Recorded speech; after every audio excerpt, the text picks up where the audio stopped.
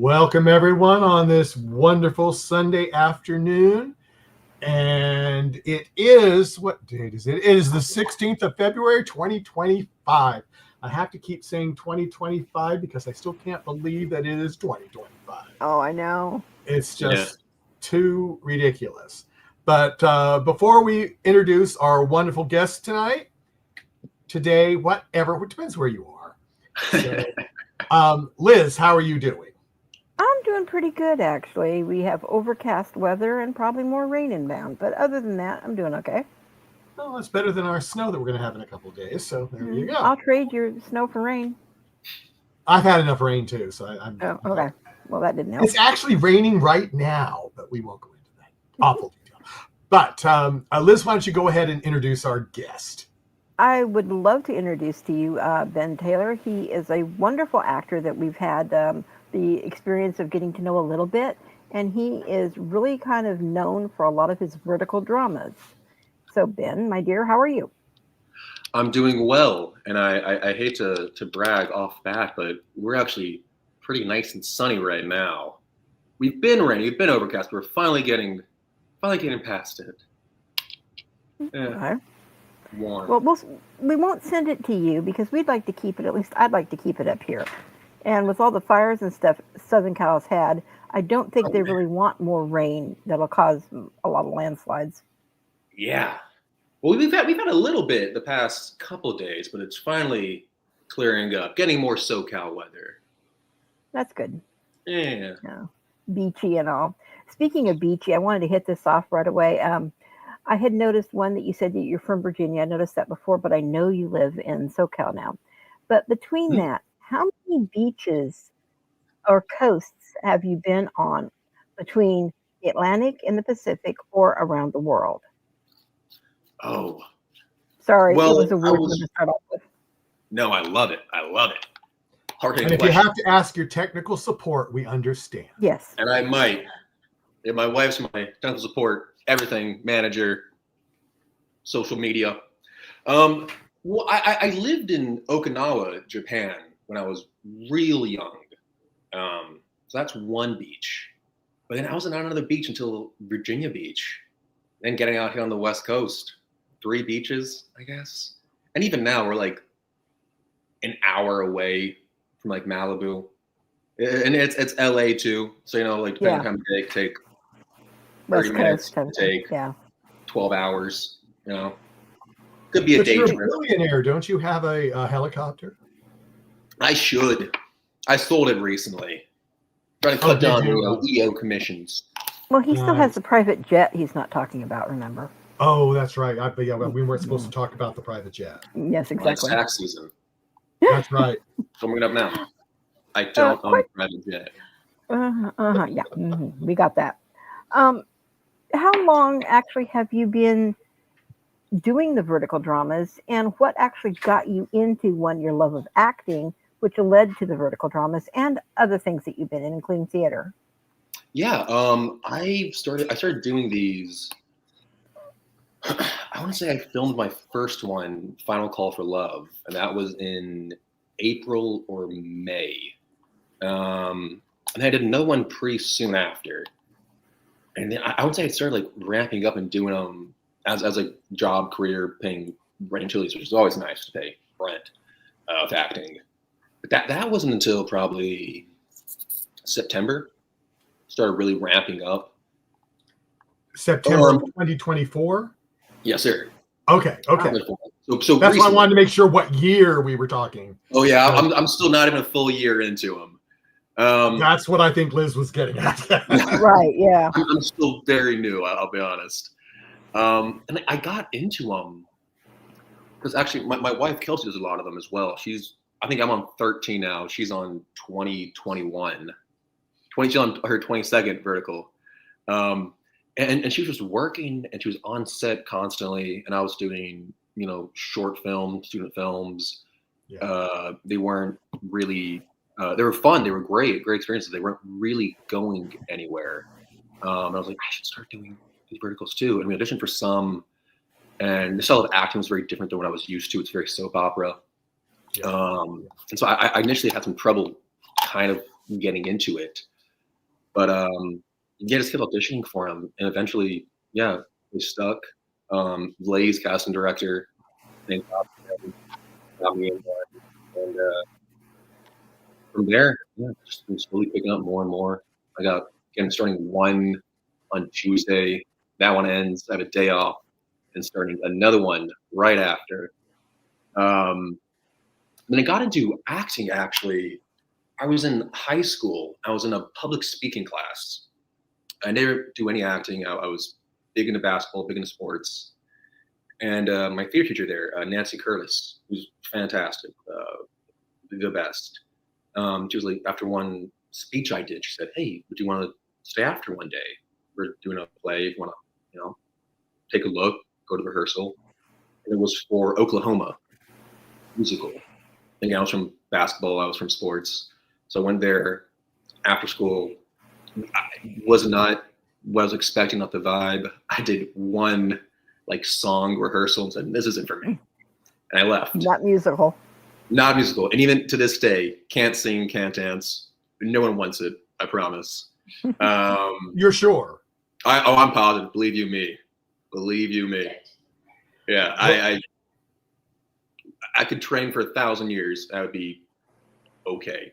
I could maybe not be tone deaf. That'd be my goal, I think. But then I decided to do it my senior year. And again, Nancy Curtis, fantastic. She got me into the advanced theater class. And I just fell in love. I loved it so much. Loved theater. Went to college in Radford for theater. And it was a blast. And then I got out here. So actually, I graduated May 2020. We're at the beginning of COVID. The fun time. Great time to graduate. Great time for the arts. It was performing arts especially. And then I don't know if it was just hubris or what, or just being dumb, but I came out here October 2020 with my very, very good friend, Cam Ferris, who's getting into verticals as well. We got her October 2020. Again, nothing really picked up, but yeah, in the past 2 years, I was able to kind of start doing more acting. Did some theater. Did a show up in Simi Valley. And then, yeah, a couple months after that, got into the verticals, and I'm so thankful for them. Great casts, great crew. I've not had a bad experience. And I'm just really truly changed my life. So I'm very, very grateful for all the verticals and everybody who's supporting the verticals. But that's my long-winded answer for that. Long-winded answer. Oh, it's perfect. Hopefully I answered it and didn't just ramble awkwardly. Well, that's fine. That's fine. But I want to ask you one question, and then I've got to get to the chat room, or I'm going to be in trouble because it is getting. Fortunately, Kelsey's taking care of some of the stuff, so I appreciate that. But I do want to put it so people can see it out in the world, because not everybody can see all the comments. So sure. But you said a soap opera, which means lots and lots of monologues. Are you good with the memorization of a monologue and that much every day? Because I know that they get rid of those in maybe a couple of weeks. Yeah, and it's a fast production. It's a very fast production, and that was my biggest learning curve was all the lines. Thankfully, we don't have much monologues. That for the most part, it's max maybe 5-6 sentences. But that being said, we do film around 20 pages a day. A day, and from 12 to 15 scenes. On a horizontal TV show, you might film 3 or 4, 4 max. So we film very, very quickly. Usually, for setup when the camera's on you, you might have 1-2 takes max. Max. Yeah. And it's funny. I cannot remember anything. I have a horrible memory. For some reason, lines, thank God, they just stick with me, and so I can get in, learn the lines during rehearsal, and from there, get to filming. But you ever ad-lib so some of them? Oh man, I just started Alabama. I just did one, and I don't know if I said one line true to how it was written. It was comedy, luckily. Because for drama you don't want to add too much, but for comedies, I've never done comedy. I did one twins Love Trap Billionaire Dad. I did some adding in improv there, but so slowly more and more. And there's one that's coming out here soon. It's called Unforgivable Mistakes. At the moment, it might change for that one. I had a lot of fun doing it. Added a lot of silly little bits that I loved. Hopefully they translate to the vertical audience. Time will tell. And they don't go on the cutting room floor. Exactly. Hopefully, I have done bits. Kelsey's done bits where like that was great, and then it never made it anywhere near the final product. So Yeah, it's a toss-up, but it's fun. It is a toss-up. Yeah. Oh yeah.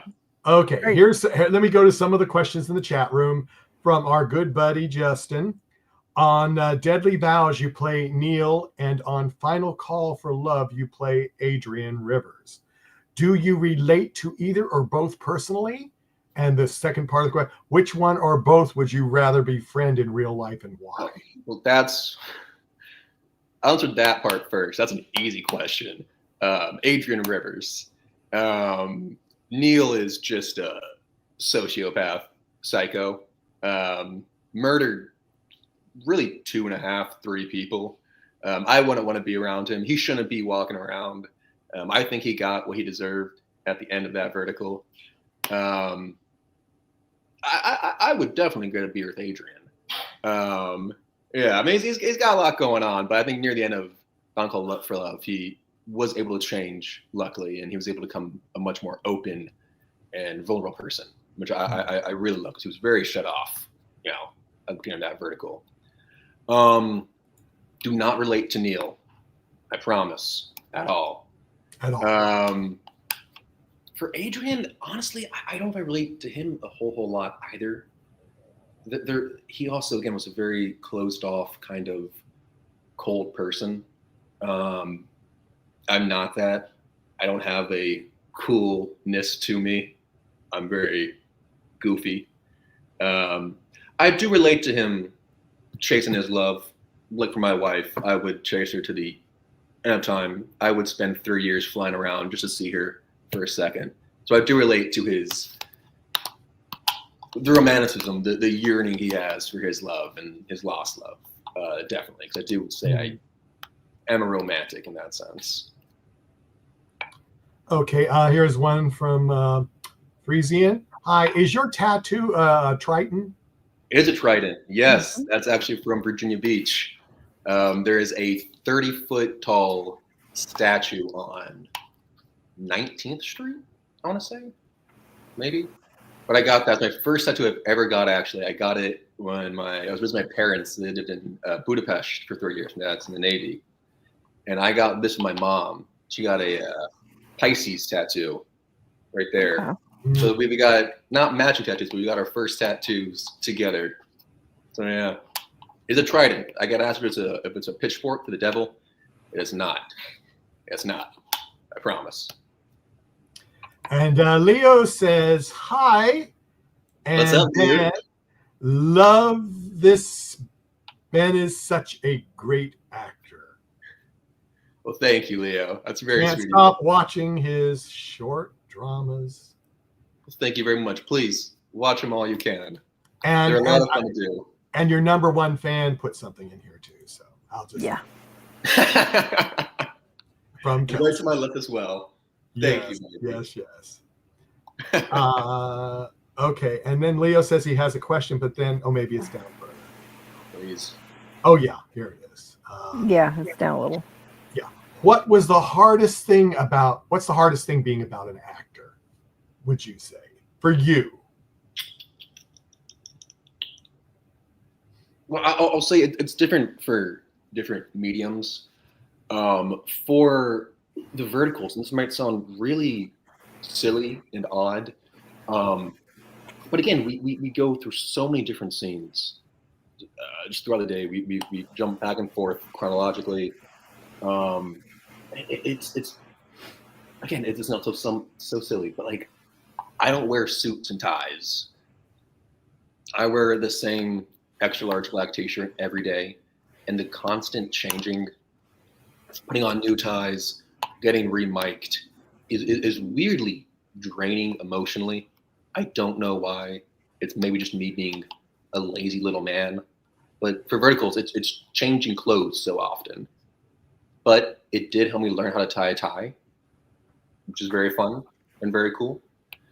And then I'll say for theater, the toughest part, honestly, is if you're doing film, you mess up, you have a flub, it's a bummer. You restart to take again. If you mess up or you don't feel you're really in it, or you feel you aren't connecting to the words, the emotion, other characters, it just feels awful and it feels very fake. And it's tough to kind of get back that mindset again.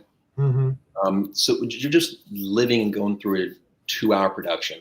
I'm just feeling like you're faking, feeling like it's not true.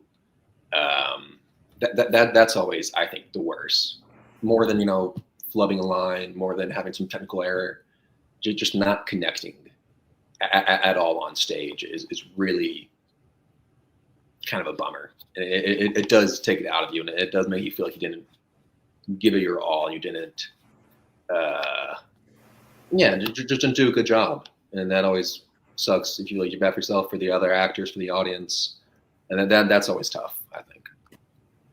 Have you ever experienced that, like with your leading lady or whatever? You like the person a lot, but you have a hard time making that connection. There are some rather emotional scenes, and yeah, there are definitely times when the person you're acting with, Megan, especially on these verticals, are just so quick to go so fast that you don't really feel like you're like good back and forth in the scene. And with the time you go and how fast it goes, you really can't see. yeah. What are you thinking? Like, what do you think for the scene? What am I thinking for the scene? Let's try to get on the same page. Sometimes there's just disconnect, and it just won't come off great, and it just wasn't, But also there's that fun thing about acting where it's real world fake, fake world real. Yeah. So it may feel very fake and bad, you're not connecting, but it may look great on camera. And then other times, I'm like, oh wow, we're really in it. This is a great scene. It's real emotion, really bouncing, like boom, boom, boom, boom, boom. But in the final cut, it just doesn't look good. Doesn't look good. Yeah, it just looks like, oh, they're two people saying lines that are not in the same world right now. So on that note, would you ever think of doing one with Kelsey, or would she think of doing one with you? Oh, we've actually done 3 together. We just finished our 3rd one. Oh, awesome. Oh yeah. And we're starting our 4th, not the next one, but the one right after. We're doing another one together. And yeah, acting with her is the absolute best scene partner in the world. Because it's funny that we're very similar in our likes comedically. So when we just we were doing a lot of silly little bits on scene, on set. It was fun because it's just like playing around, which I think is the goal for acting. Exactly. It should be fun. I always think you should have a good time on set. I get if it's really deep and emotional and it's hard to do, even if it's really terrible. But it should feel when you're done, you should feel, oh, that was a great time. I was able to push myself, able to have a good time. But yeah, we're always in the same boat. We've done drama together. We did a CEO Miracle Baby. It was such a fun time. We were always right there with each other. And we've done one, Return of the Abandoned Heiress, where we played siblings, which was actually very, very fun as well. And yeah, we can bounce dramatically, comedically off each other. It's always just an absolute blast. And I cannot wait for this one to come out, everyone to see it. Can't wait for us to be on set again in 2 weeks to That's awesome. Yeah, drama, play a strained couple. Always a good time. Yeah, let me go. Just a couple little things. Christy says, woohoo. Then she says, sorry I'm late. She was driving and couldn't wait for this. Ben is brilliant. I'm just going really quick. And a relatable king about being tone deaf. There we I go. am very tone deaf in singing, though. That is very true. And then Leo says he reminds me of Leo DiCaprio. And Christy says young Leo. There's okay.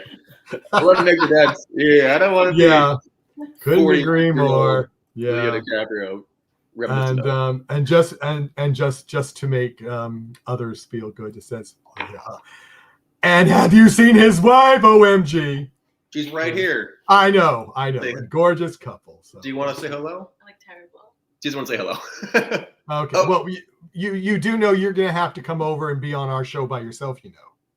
Oh yeah. You won't be able to. Oh yeah. Yeah, you won't be able to do tech on that one. You know? I don't know if I do that very well, but I'll support her. I'll help morale. Well, you know, you can do things, and we can figure something out. I'll do my best. Okay, here is Bianca saying hello from Germany. Hello. And Camden asks, what has been your favorite vertical to work on so far? You never know what may happen in the future. Yeah, fair. My favorite vertical I've worked on probably has to be Return of the Abandoned Heiress. Again, we're talking with Kelsey. That one was such a blast to film. Production company Narvel, they're fantastic. The director Erica, she's a killer. That was by far the most fun. I mean, it was a fun character. He was a little eccentric, Sebastian, but it was fun. It was like I mentioned, he wasn't a good guy. It was a darker script, but we had fun doing it. We're able to, make it our own thing. How the characters were written was not super similar to how they came out in the final product, but they trusted us to do our thing, to relate it back to what we think, to give our own creative experience. And that was such a fun production. I mean, even how it was run, it was at no point were we stressed out or anxious, because again, these verticals, they go so quick that it's so easy to fall behind. I don't think I've ever been on a production where it wasn't behind, where I'm like kind of chasing that clock. But even when we were on that vertical, it was still very lighthearted, still a lot of joking around. We were still professional. We knew we were lucky to be there, and we knew we could still get things done without, people screaming at each other, or, the clients getting mad that money was being wasted or anything. We got through it with a lot of fun. And it was a good creative experience. And everyone was fantastic on that set. Yeah, I have one other comment I wanted to do. Bianca needs to do some more viewing, because she says Ben has been in 6, and you told us you've been in 13 verticals. So I've been, or not all of them are out. Not all are out. Some I know don't come on IMDb yet, and I have, I think, 3 or 4 still waiting to come out. Mm-hmm. Maybe more than that. So not all have been released yet. So there's so that's why. Okay, yeah. This guy's face. More coming. Yeah. It's funny. Well, they'll come out in a month, or they'll come out in like 3 months. You never really know how fast. Editing and everything else, that can all make a difference. And other guests we've had on, they said that each production company, he said one he was at, they were editing at the same time they were filming. Oh yeah, that's actually pretty common. It's funny, you'll be on set. Oh my God, excuse me. Sorry, all that black coffee. You'll be on set, and near the end of the day, someone will come in, go to a little side room, be tapping away and get a look at them, and they're in there editing the day prior, and they will edit as you shoot. So again, but remember, that being said, they can still come out very, very quick, or it might take a little bit of time. Or it takes time, Yeah. So one of the two. Yeah, just a thing in the chat room. Please, if you've asked your question already, you don't need to post it again. We do see them. I've had some post it 2 or 3 times, not necessary. And it just messes me up, because as Liz knows, I go crazy when the chat room gets busy. And I said, wait a minute, didn't I just do that question from that person? So it gets me. So let's see, we've done, this is the second time. Liz, go ahead, and then I'll try to figure out the rest of these. If you've got something. Well, actually, yeah, I did, but it was more food related. Because I noticed you guys have posted a lot of food and different things. Where was your favorite place to eat? Let's say New York, and what was your favorite food to eat? Oh gosh, we when we're in New York, that's really all we do is eat, which is fantastic. I love that. Favorite place? Where's that place we went for breakfast? Again, need the help of the manager. We went for breakfast with me, you, my mom, and my brother. Oh, you went to Ruby's, that place? Ruby's was fantastic. Got like a breakfast croissant sandwich. Yeah. Ooh. Oh yeah, it was buttery. We know what? I'm gonna change my answer again. My favorite food I've had in New York, it's a spread. And I'm from Virginia Beach. From there, I moved to the West Coast. So I know nothing about bagels. People talk about, oh, the bagels in New York are amazing. Like, they're just a bagel. Bagel's a bagel. The bagels in New York City are fantastic. It's because of the water. Yeah, that's what I heard too. It's about the water they use, but it's great. And they take pride in it. And I always get a bacon, egg, and cheese. And the eggs are always so fluffy. And there's always so much of them too. And, you go anywhere in LA and it's just kind of, they make it up in like 3 minutes, get it. It's fine, it's tasty. But New York City knows their bagels and they know how to make eggs in their bagels. Yeah, there's a bagel place in the DC area, and they actually filter their water the way New York does. Nice. So the first time I went there and I had one of their bagels, and I just went, this is not like any other bagel store I've seen in town. Oh yeah, it's like just opening up one near me finally, because the closest one was 25 miles away. Oh gosh. And so now it's only going to be 5 miles away. So that is much 25 better. Miles for a good bagel. Well, I do too, but they close at 2, and sometimes as you know, I can't make it there with traffic and everything else is going on. Anyway, that's a whole other story. But yeah, the bagels in New York are and that DC traffic too, that can get deadly.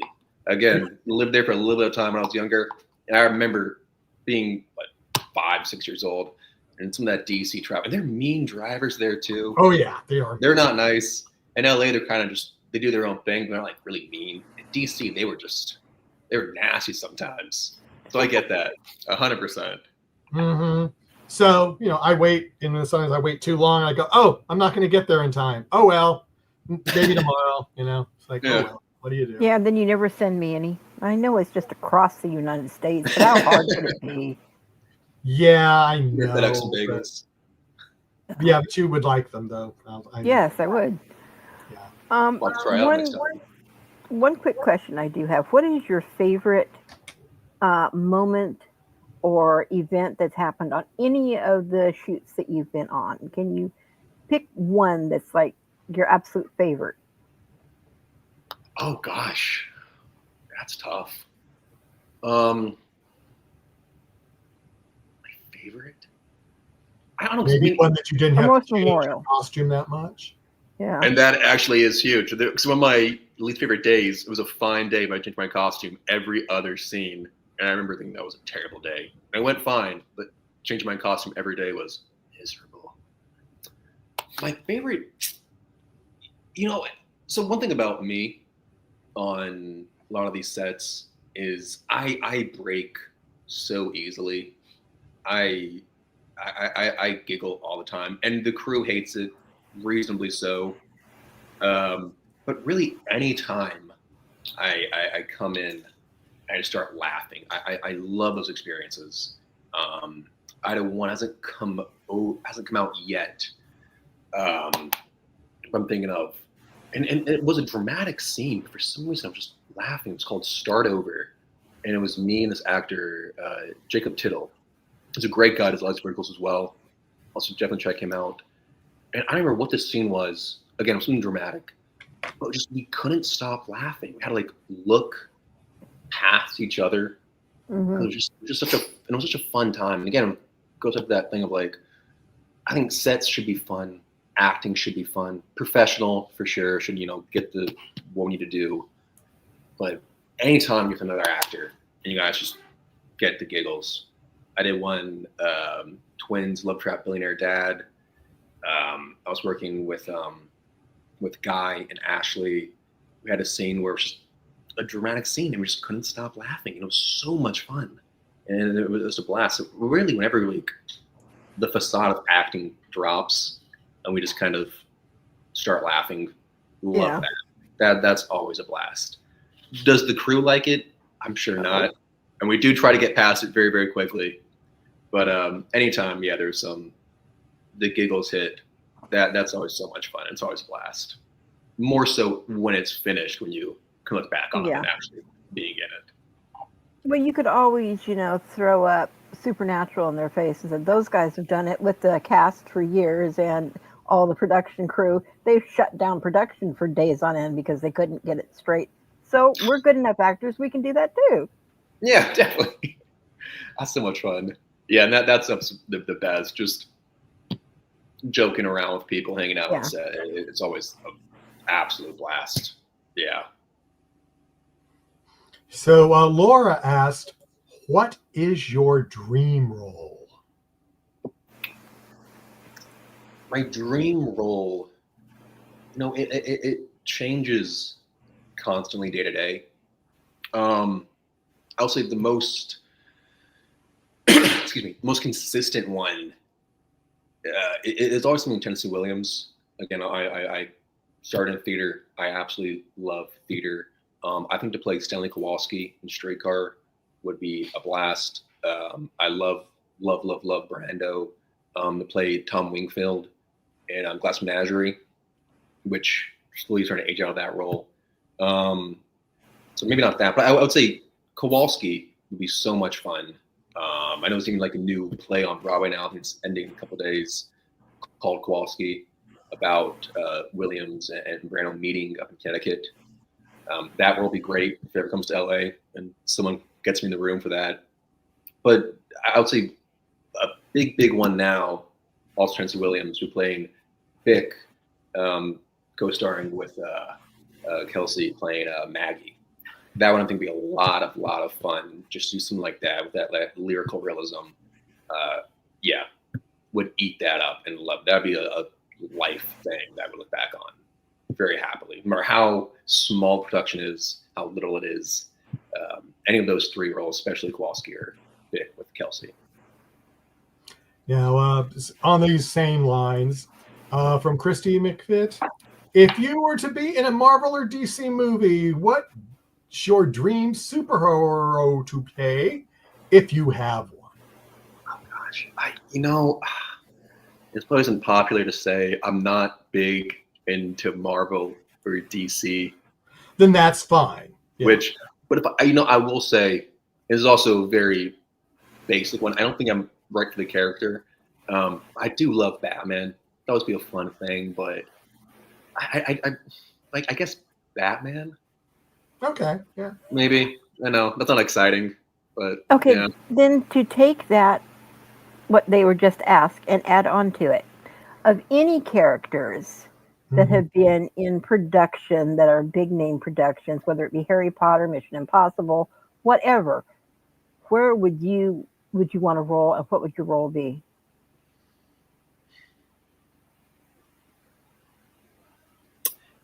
I think would be a great role. I would love to do it. I love the movie Lighthouse, the Robert Eggers movie. I know it's a crazy one to say, but truly, I think Rob Pattinson's role in playing Tom in the Lighthouse would be so much fun. I think something about that, again, I do like the smaller, more intimate roles, the more neat roles. I think that one would be a blast. I love that absurdism. I love the two guys just kind of going crazy of the time period. The writing's fantastic. And I think to play that role would be so much fun. That would be a blast. I think you'd be good at it too, actually. I know the role that you're talking about. I think you'd be good at it. Well, thank you. And here's a question, and I can't pronounce the name. Tuba Victus. Why is this guy not in the movies, I wonder? Me too. Probably I'm because working he on it. I'm did too many trying. verticals, that's why. Yeah. Booked on verticals right now. You know, it's that thing about acting where sometimes it's really just about getting in the room. It's knowing the right people. Yes. But, you know, also why I'm so thankful for these verticals.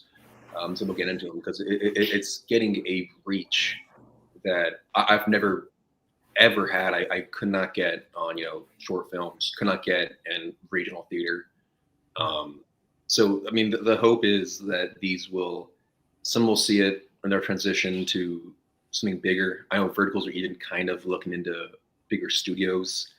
But that's, I wonder too. And I hope every day, one of these days. It is. It's just who you interact with, who sees you.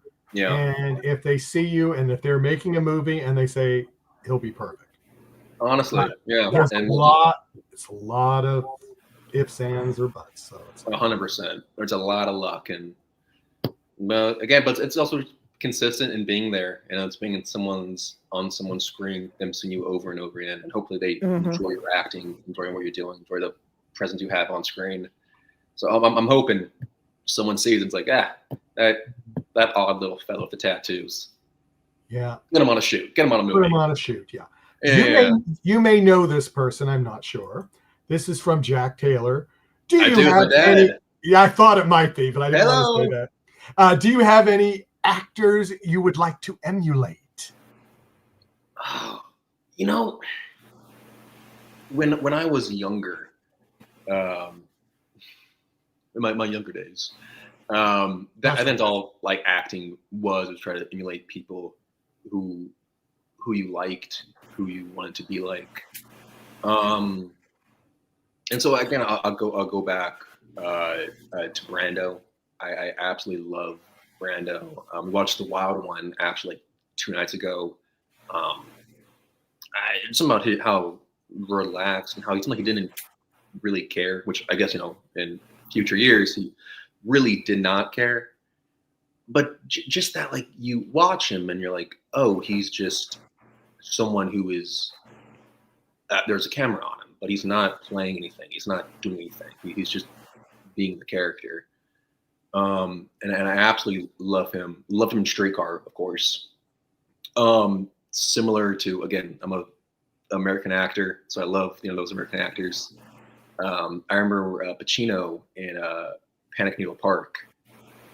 I watched that years ago, but again, just like his presence was fantastic. And he was so big, and he was doing so much, but he was still like very contained. He had those smaller moments that just brought you down, really soul crushingly, to reality. Because the movie was about, you know, the heroin epidemic in New York in the 70s. But he was just so real, but still had so much energy and so much. He was just, yeah, fantastic. So I would say, yeah, I mean, Pacino, Needle Park, Brando, and Streetcar. I love those guys, and didn't like remotely touch what they did. I would, yeah, love people to do that. So yeah, probably those two. I think we did answer this, but I think Bianca came late, and I just want to throw her name up here. Yeah. How hard is it to learn all the scripts if you only have a few days? You have a few hours. Yeah. Sometimes, Bianca. So I'll say that, but then if you want to elaborate of what you said before, I'm sure she would appreciate it. So yeah, the shooting schedule for these scripts, and they're movie length. They're 120 pages. They're a full length movie, and where you would shoot a movie in 3 months, you would shoot these in the span of a week, 8 days max, usually maybe 9 days. So it's that funny thing where you can't learn it all right away, and if you try to, just kind of,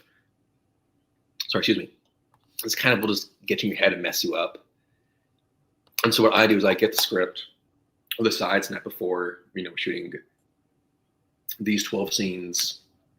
I might look them over, they're familiar, but then when we get to the actual rehearsal and we're going through blocking, we're going through just the blocking, the rehearsal process of the scene, I will learn it then, and then from there just hope it sticks.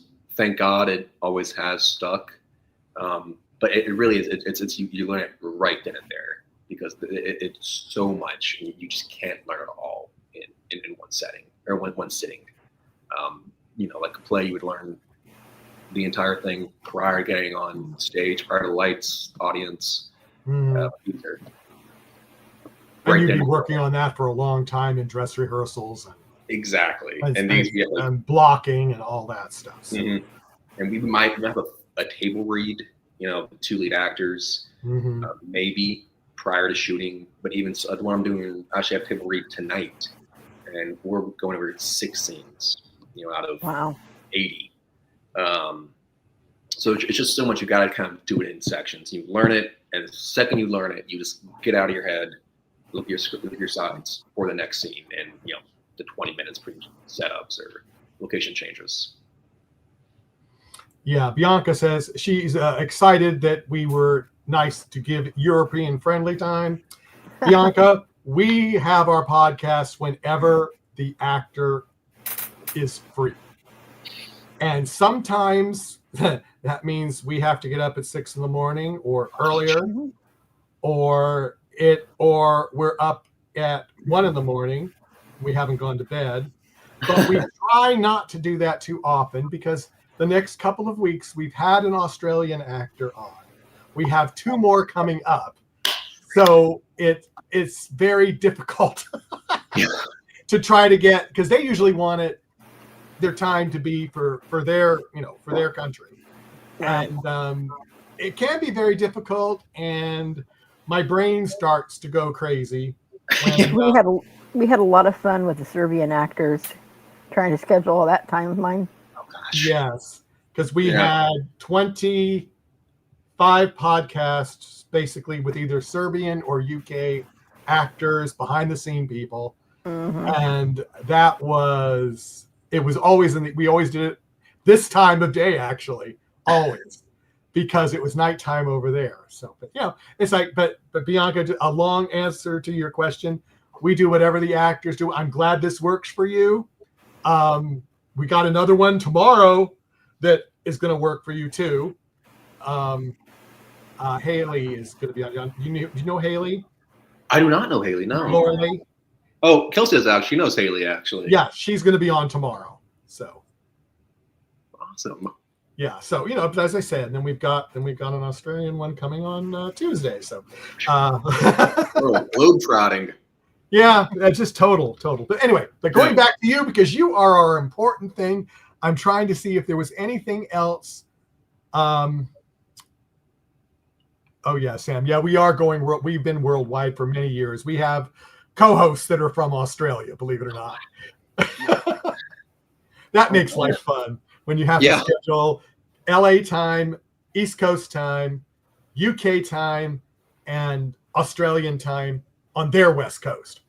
So, love that. Which is different than their East Coast. So yeah.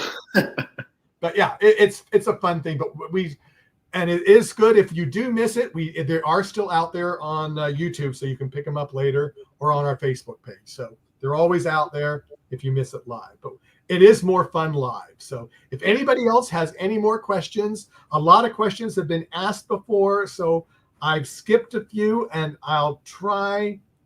Oh, well, I'll post this up. Lowly, you say, I almost missed this. Well, I'm glad you didn't, and you can go back later and see the beginning. Since you just came, if you've got a question for Ben, if you put it in the chat pretty quick, I will go up. But right first, I am going back to see if Liz has got any of her probing questions. Oh, I think about I pretty food, much... or has he done all the food questions? I did all the food questions, and I think I did most of the probing questions, because some of them I was going to ask, actually some of the audience asked. So I can totally relate. That's perfectly fine with me. Okay. So Ben, is there anything you would like to say before we close then? Did we miss something that you'd like to talk about? And oh, you figure out something? Oh, sorry. I was getting some sideline help from my wife. You know, I would. I mean, would to thank everyone who watches these. I mean, I want to, but you know, it feels like very cliche. But like, truly, I want to be doing this. Want to be able to be an actor. Want to be able to pay rent without like these people who like are watching them, the fans who are supporting me, and I really am very, very thankful for everyone who's watching, and hope you continue to watch. Got like again like 3 or 4 coming out soon. About to do 2 more now. There's many, many more to come of this old mug on the screen. Yeah, and she says, I don't have a question, but I just wanted to say I am a big fan of Mr. Taylor's. Thank you so much. And your fans obviously are worldwide. Well, that's very sweet. It's very, very cool to hear. Yeah, wouldn't think in a million years that I have people who know me in other countries. It's so sick. It's so awesome. Again, it is wild, isn't it? It really is. Again, especially because I've been doing this for like hard now for a couple months, so people didn't know me from across the street. So it's very cool to hear. And thank you so much. Just take a couple of months, give it a couple years, and how big you will be. Yeah, and I was going to say, because I was in Star Trek fan films, and I was one of the producers of a couple of series. And the first time that I was not at a convention, or I was just out in the real world, and then someone stares at you. Yeah. They don't know where they've seen you from, but they just stare at you. That's an interesting feeling. I can't imagine, because I get social anxiety still. I mean, I still go over when I order at a fast food counter, I still have to go through what I'm going to say like 30 times. So the idea of someone staring at me in the public, do I know you? Just very excited, but there is a level of anxiety for sure. Yeah, or they'll come up and talk to you like they're your best friends. Yeah. And you don't know who they are at all. Again, it's very cool, but there's something very daunting about that. Yeah, it is. Yeah. And I mean, I felt sorry for one that had, because I mean, she was telling me all these things, and she told me that we had talked about this, and she appreciated my input. And I'm thinking, I've never seen you before. But you know what? I'm sure, I think it was one of the other cast members, because I was never in the episodes very much. I was always at the conventions because I was one of the producers. But you know, they all acted like they knew me, and it was just a very interesting, you know, interesting thing when you get to that thing. But yeah, but you'll get better at dealing with it, because I was a mess the first convention I went to, and I was a guest and had to speak. It's real. Yeah, people you've never before know about your life story. I can imagine.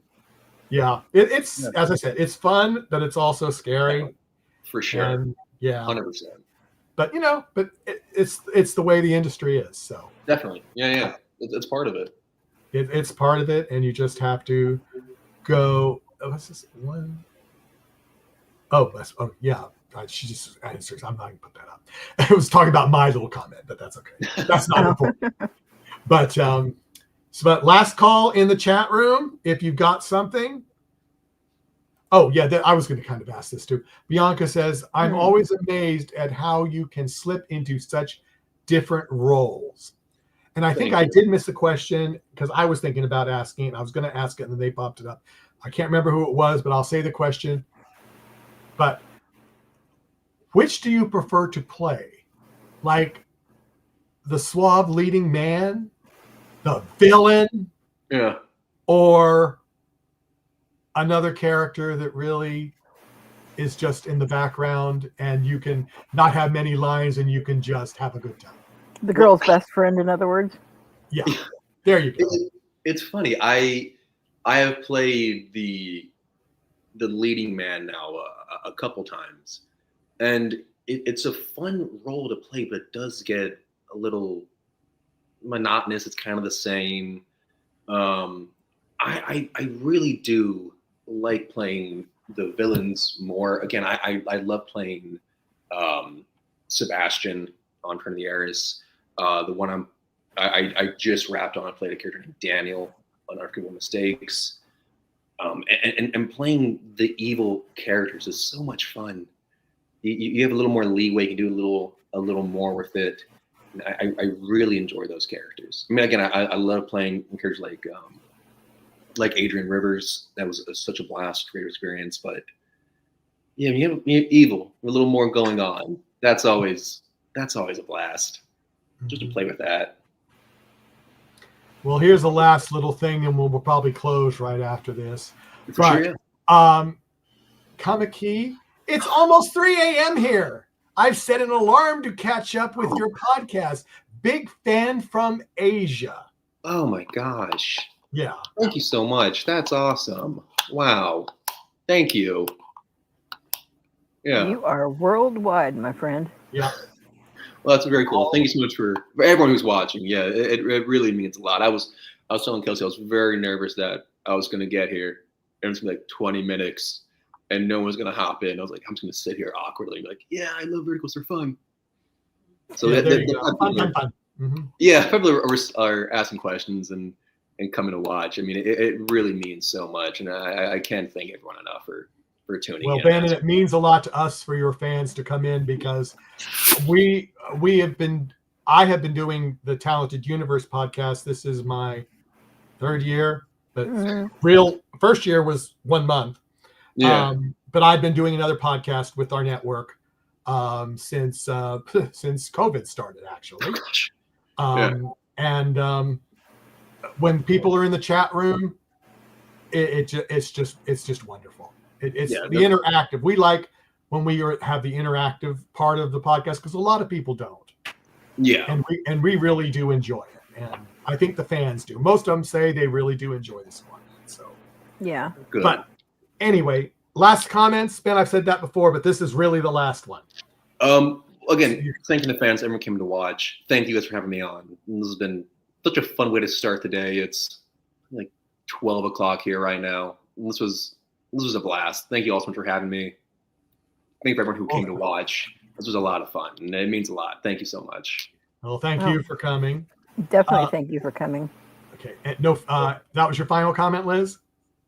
Yeah, pretty much. Thank you for coming. We really appreciated it. Of course. Thank you for having me.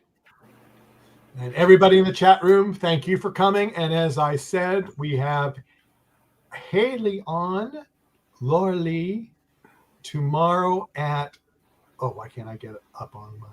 Should be 10 o'clock. I think it is. I think it's 10 a.m. Pacific time, 1 p.m. Eastern time. And if you are in, I'll go really crazy. If you are in Sydney, Australia, it will be at 5 a.m. on Tuesday. So there you go. There you go. And if you're in the UK, that will be tomorrow at 6 p.m. So they've got a good time tomorrow. 6 p.m. But for everyone at Talented Universe and the NDB Media Network, thank you all for coming, and we'll see you next time. Bye-bye. Bye.